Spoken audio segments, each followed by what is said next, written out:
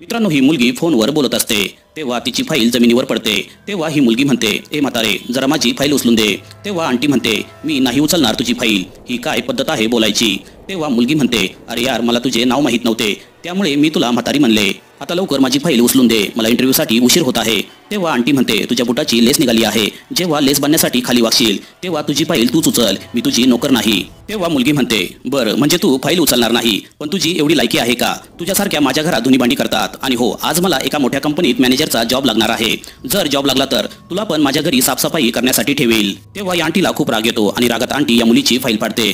शेवटी ही मुलगी आंटीवर हात उचलते। तेवढ्यात त्या आंटीचा मुलगा येतो आणि म्हणतो, तुला लाज वाटते का? एका आई समान स्त्रीचा अपमान करू राहिली, तुला माहित आहे का ही कोण आहे? ही माझी आई आहे, आणि तू ज्या कंपनीत इंटरव्ह्यू देणार आहे त्या कंपनीची माझी आई मालकीण आहे। शेवटी ही मुलगी आंटीची माफी मागते। तेव्हा मुलगा म्हणतो, तू एका आईचा अपमान केला आहे, तुला याची शिक्षा मिळणार, आता तुला या कंपनीत जॉब नाही मिळणार।